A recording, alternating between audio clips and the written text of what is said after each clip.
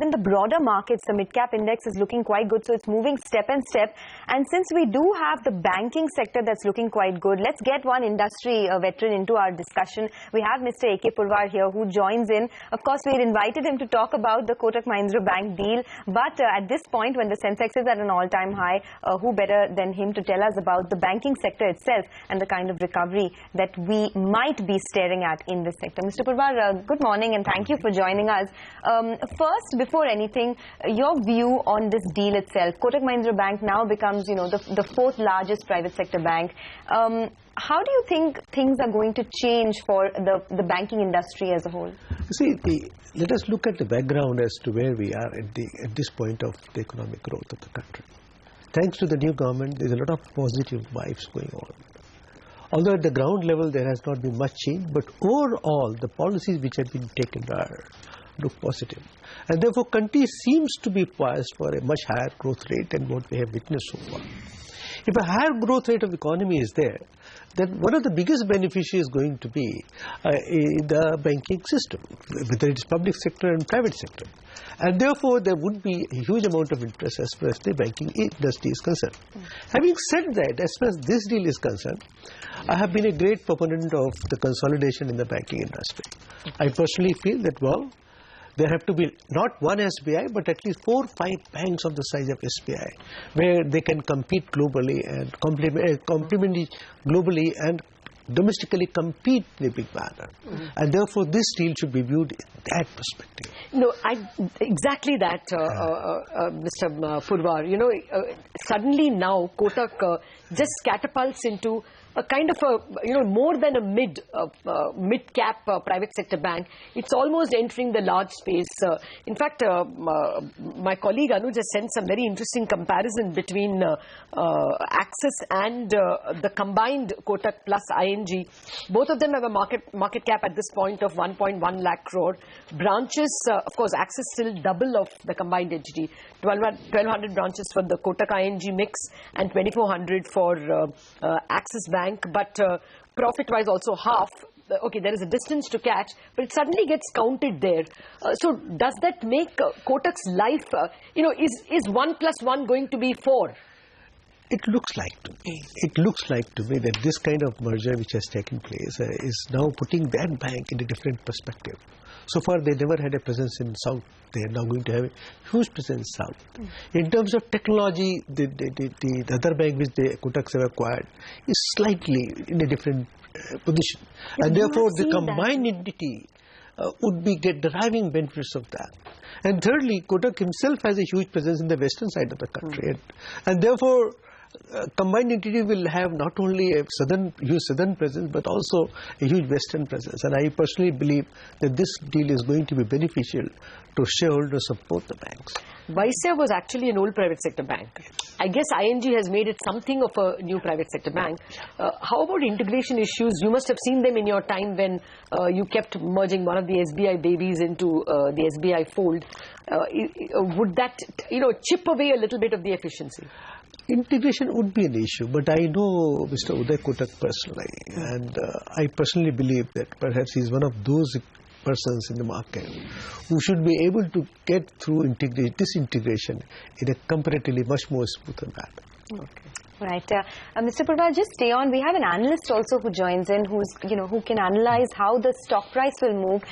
Jignesh Shial, a banking analyst at IDBI Capital, is with us. Jignesh, thanks for joining into this discussion. Big move on Kotak Mahindra Bank this morning. It's up 6%. We know the positives of this deal. We know the strategic fit, etc. But for an investor who holds on to Kotak, would you recommend accumulating more? And what kind of a target price would you have 12 months from now on Kotak Mahindra Bank? Look, for now, to give a target price is a little early because we have to exactly understand how this merger takes place and what kind of consolidation they're planning to do. But the accumulator is definitely a call that we would be doing it, or we will be recommending to our clients. For Kotak Mahindra Bank, the reason being this is a kind of a very strategically very right kind of a merger that or acquisition that the Kotak has done at this point of time. ING had been a CASA-rich bank, has a relatively smoother kind of an asset quality trends, and it has been are largely present across southern India, where Kotak wanted to expand its presence. So seems pretty decent kind of acquisition at a decent valuation. So it looks a win-win situation for Kotak Mahindra Bank, and definitely it would be a clear winner in the over a period of mid to long-term period. Well, absolutely, Jignesh. No doubt about that. It's a cheap buy and a great fit, as Mr. Pudwar was also explaining. But, look at the valuations. Like I was reading out the comparison that Anu just pointed out, and maybe if we can get it up in numbers, it will be great. The market cap is equal for both. Axis Bank is at 1.1 lakh crore and the combined entity Kotak ING is 1.1 lakh crore. But on everything else, the combined entity is half of Axis. Branches, it's half of Axis. Profit is half of Axis. Axis is a 6,000 crore profit. This is a 3,000 crore profit. As and when they merge assets, Axis is almost 4 lakh crore, 3.8 lakh crore. This guy is 2 lakh crore. Combined, all of them combined. And profit per employee, Axis is at 15 lakh crore, this is at 7.8 lakh crore. Jignesh, is it not getting overpriced? It's a great buy, but at 1,200, should one buy it?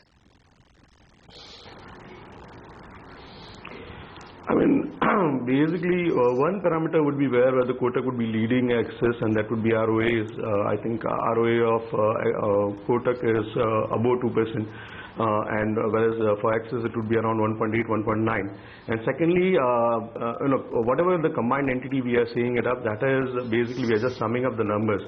The kind of consolidation from the management point of view, which Kotak would be able to do it, that would be much better than just adding up the numbers right now here. Secondly, expansion is just adding up what ING has done it. Now Kotak will have its say and what kind of expansion they would be bringing in. Like for example, ING never had any asset quality issues apart from 1 or 2 quarters where there had been some surge. But apart from that, the book is pretty stable, and they have a large SME, MSME portfolio. Still, they were able to manage pretty well in the last couple of years. So now Kotak would be able to take that advantage with it, and then still it would be able to expand its presence across in the different products that Kotak Bank as a general offers to the ING customers. That will also be bringing a more advantage to Kotak Bank as such, and would definitely bring in more revenues and the kind of improvement in the ROAs. So I agree that on the valuation side it would be similar. On the market cap side it would be similar to what Axis is, and on the valuation front it might be expensive to Axis. But on the ROA side it is more comfortable. Asset quality part also, it seems much more comfortable to go with Kotak Mahindra Bank, and it's just the beginning. So I won't be saying the valuations are not expensive, but still looks better. All right, Jignesh, we'll let you go on that note. Thanks for analyzing this deal for us. But Mr. Pudwar, since we have you with us, the Finance Minister had some discussions with the PSU bank chiefs yesterday and is looking very closely at bringing down the stressed assets for the sector as a whole. What would your recommendations be? What is needed right now to control the stressed asset situation in the banking industry? See, if you see the stress in the assets of the different companies in the banking industry, most of the stress is happening in mid corporates and smaller corporate sector. Large corporates, by and large, barring a few, are comfortable. But one thing we must understand, that most of these companies have a large history, long history, and they have huge domain experience and expertise in different sectors, and they are suppliers to a lot of large corporates as well as to the Indian economy as a whole. The point is that this sector needs to be now nursed carefully.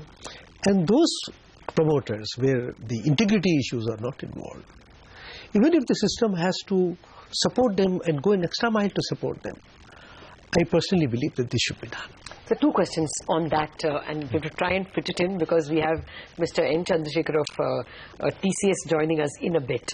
One, you went through that NPL phase of 2001 to 2004. You got a lot of help because interest rates fell, and you got this big mark-to-market gains from your investment book. Something similar is likely to happen, and almost everyone expects that at least a 100 basis point fall in yield, even if not in the repo rate, is on the cards. There are people who are calling for 6.5 on the 10-year.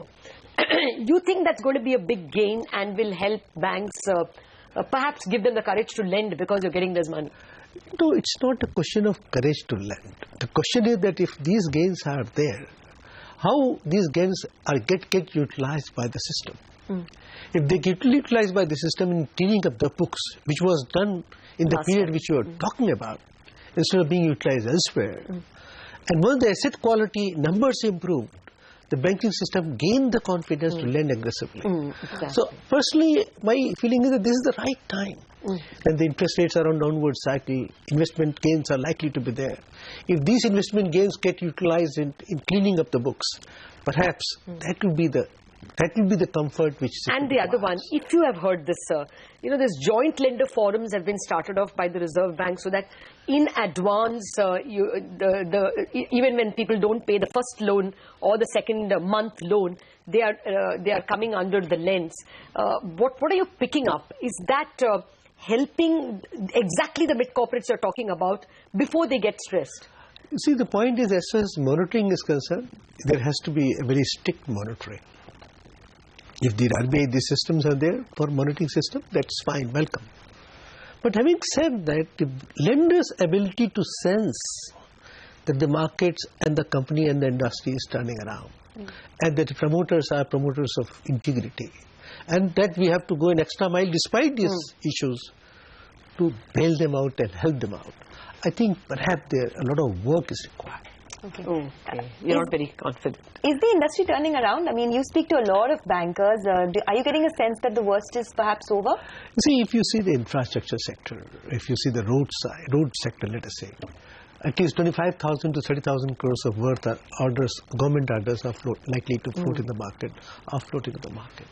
Power sector, there is a lot of work which is being done. Coal sector, if you see the kind of the ordinance which has come, I personally believe that it gives a huge opportunity to the mining sector and private sector to sort of clean up the systems, go to acquire the mines, the captive mines in a transparent manner. While on the one hand it helps the revenues of the government, on the other these sectors will benefit. My sense is yes, underlying theme within the economy seems to be vibrant. But if you ask me at the ground level why we are not seeing the difference, yes, we are not seeing the difference. But I personally believe we have to wait. We have to give government some time. All right. Mr. Purwar, it was a pleasure speaking with you. Thank you very much for talking to us on all those issues, micros and macros.